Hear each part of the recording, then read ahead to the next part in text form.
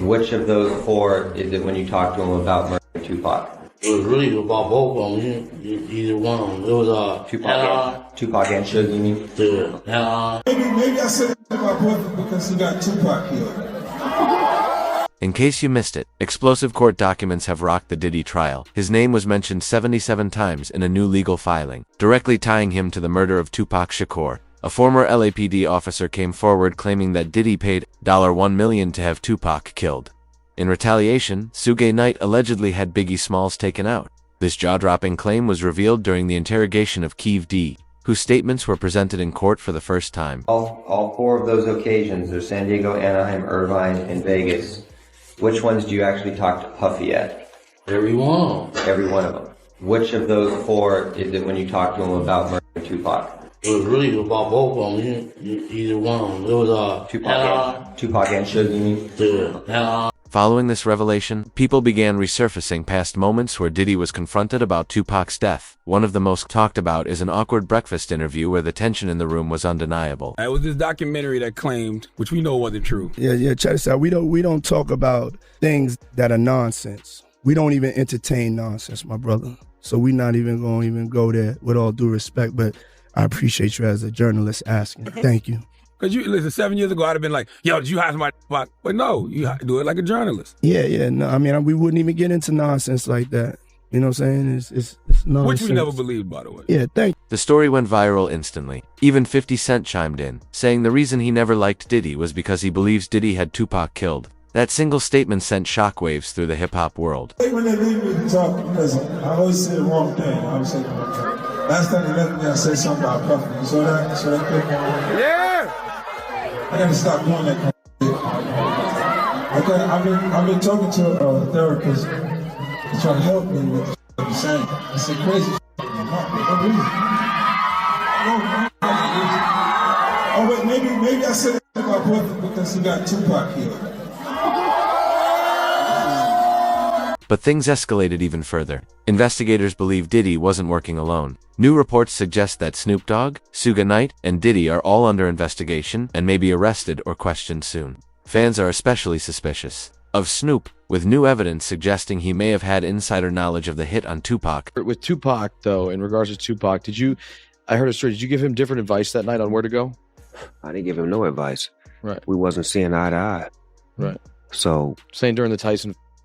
Yeah, this incident that I'm explaining to you right now was the day before that. Okay. So when they got to Vegas, they went their way, I went back. I mean, when we got to LA, they went to Vegas and I went home. That's why I wasn't in the car with. In one interview, Snoop Dogg admits he was supposed to be in the BMW with Tupac the night of the shooting, but something changed last minute. This sudden change followed a heated altercation just days earlier between Snoop, Tupac, and Suge Knight. Last time me and Tupac was on the same page, and I did an interview with Angie Martinez, and she asked me how did I feel about Puffy and Biggie, and I told her that I like their music and I want to do music with them. Bro didn't like that, Tupac didn't like that, so we had a misunderstanding. So on the flight back to LA, I didn't feel comfortable around them for what they had did, as far as I didn't let my security ride with me. So to protect myself and to prevent from happening, I slept under a blanket with the knife and the fork just in case something was to go wrong, but it didn't. Since this all happened just 72 hours before Tupac's murder, police are now questioning Snoop's actions. At the time, Snoop had deep connections in the streets, and many believe he was tipped off about the planned hit, explaining why he avoided getting in that car. Another interview even shows Snoop describing how his friendship with Tupac shifted dramatically just days before the tragic night. I say a week before he died, we was best of friends. 2 days before he died, I don't think he liked me. Why? Because we was in New York. Oh, yeah. And it happened. New York, they shot at me and did all kind of shit to me, like just the worst you could think of. And I forgave him. And went and did an interview and was asked, how do I feel about Puffy and Biggie? And I was like, I want to do some music with him. And I just rubbed Cuz the wrong way, like tried to kill me, out at you, and you tell me what you want to do a song with him. I wasn't thinking about his emotions. I was thinking about the way I felt at the time. I wasn't into no controversy. I liked his music. They was our friends. We was all friends at one point. This video footage of all of us hanging out. The Diddy trial also revealed chilling physical evidence, including Keefe D's detailed confession. He explained how Tupac was killed on September 7, 1996, the night of the Mike Tyson fight in Las Vegas. Tupac, Suge Knight, and their crew were at the MGM Grand when they ran into rivals in the lobby. Knight and their entourage went to the Mike Tyson at the MGM Grand. Keefe D and his nephew, Orlando Lane Anderson, and two of their friends were also there. Keefe D told LAPD Detective Greg Kading more than a decade ago, in a proffer that couldn't be used against him, the shooting was retaliation after Tupac jumped Orlando and beat him up at the casino.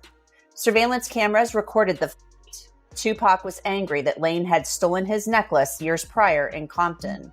Tupac, Suge Knight, and the entourage left the casino quickly. Security had to intervene to break up the scuffle. Later that night, Tupac and Suge changed at their hotel before heading to Suge's nightclub. At around 11 p.m., while driving, their vehicle was ambushed in the infamous shooting. About Tupac's concert at the Club 662.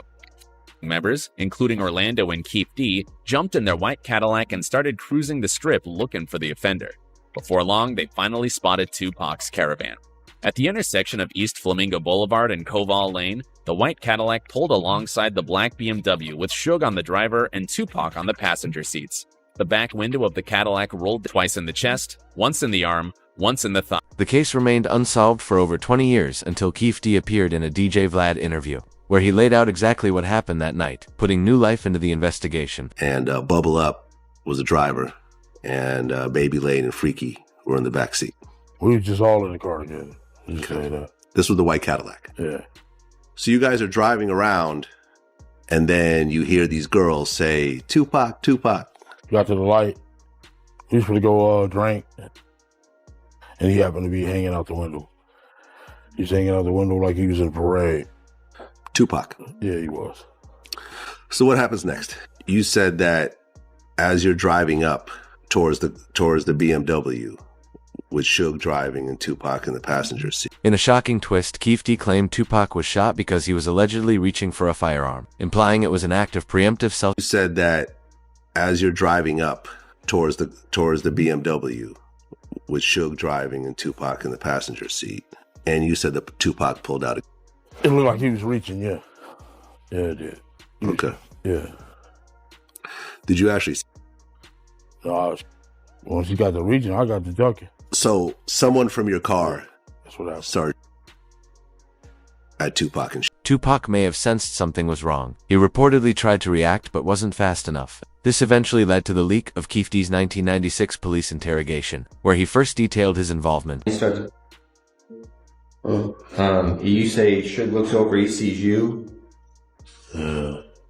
He looks right at you. Yeah, he looked at me. Okay. When he looks over at you, and then Tupac's busy getting. Evidently, the story is Tupac's trying to either get out of the line. Back seat or something. Yeah. What do you see happening inside their car? I seen him going Suge head. I thought he was. So Orlando across Dre? He leaned over on the window. We rolled down the window. To this day, Keefe D appears haunted by that night. In several interviews, he's become emotional while discussing the incident, suggesting that guilt and trauma still weigh heavily on him. I hate it happened, dog. I really do, man. Because it took a lot of people's lives, dude. Hate it happened.